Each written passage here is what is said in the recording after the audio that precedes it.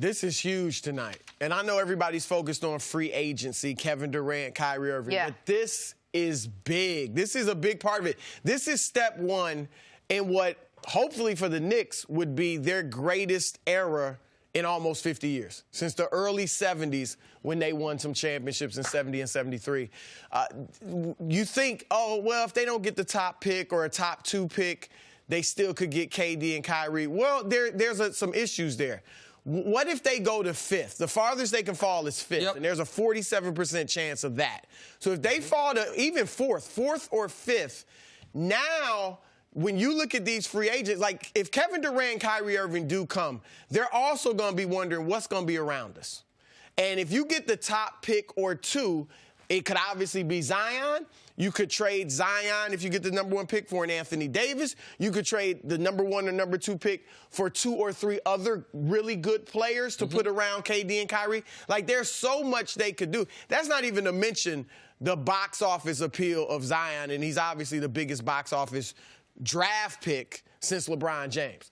So this is big. If they fall out of the top 3, then I think it's really going to be painful for them. And I think people need to understand the numbers. You said them, but you said them quickly.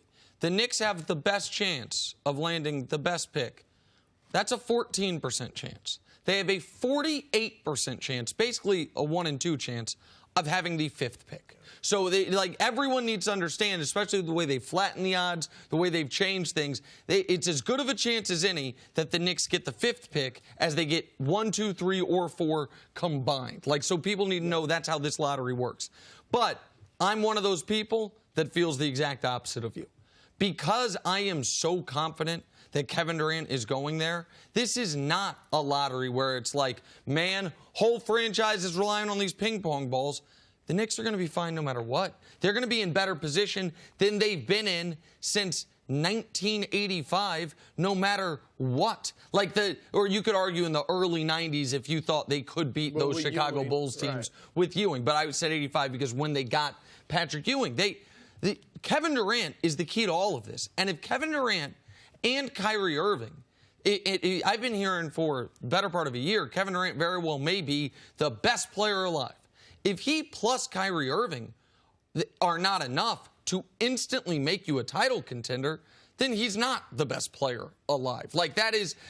We saw the best player alive plus a Kyrie Irving that was not yet this level of Kyrie Irving. Those two guys be a title contender. With nothing around them. Well, they had Kevin Love around them in the regular season, to be fair, but Kevin Love, when they won their title, he's damn near unplayable against the Golden State Warriors and actually missed 2 games in that series because he had the concussion. So I think for the Knicks, this is a weird spot where if I thought Durant's decision was contingent on them getting Zion or Ja, then yeah, this would be as bigger than the Ewing lottery because you're getting 2 superstars. But I think Durant's going there either way. So I think Zion would just be, to use a cliche, icing on the cake for the New York Knicks, not the key part of it. Yeah, I don't believe the icing on the cake because if you look at free agency, you say Kevin Durant's going to go where he wants to.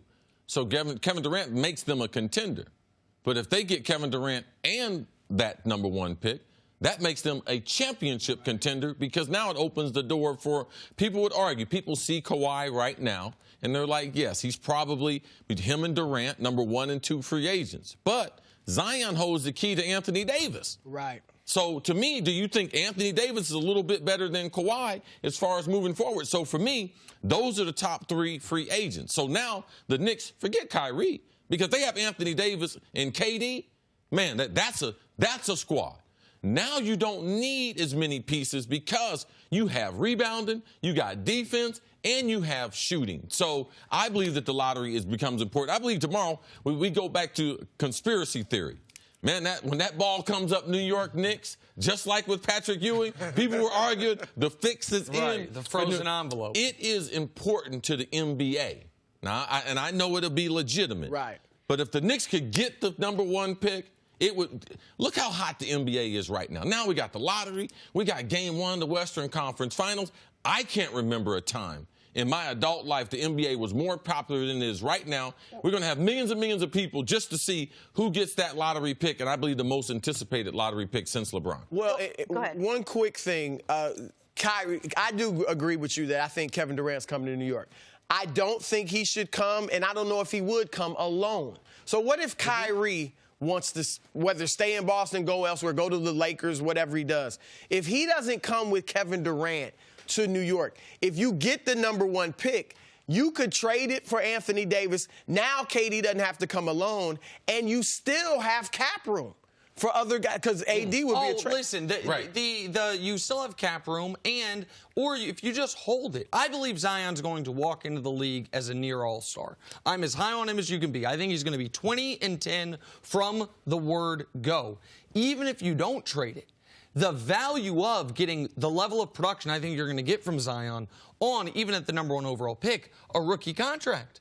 You're going to be getting $20+ million worth of production from an $8 million a year, $9 million a year player. That helps you even if you don't make the Anthony Davis trade. What would you prefer to have? KD, Kyrie, and Zion, and all that comes with Zion, the attention, the media, all of it, or KD and Anthony Davis?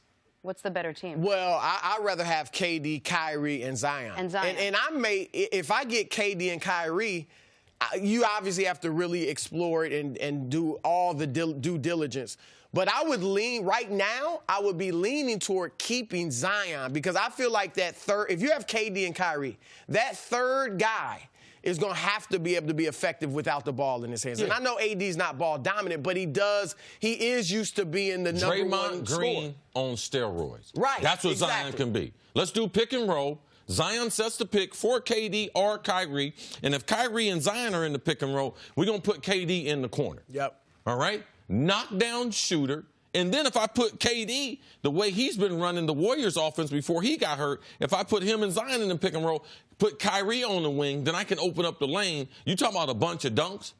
I would right now say that Giannis and Zion, they lead the NBA in dunks. In dunks next year? Yes. Well, and so if you sign Kevin Durant and Kyrie goes and signs with the Lakers, then, and I think you agree, let's say the Knicks got the #1 pick of the draft, then you would trade Zion for Anthony Davis, because you do need a second star. And Zion, I don't think, would be a championship-level second star immediately.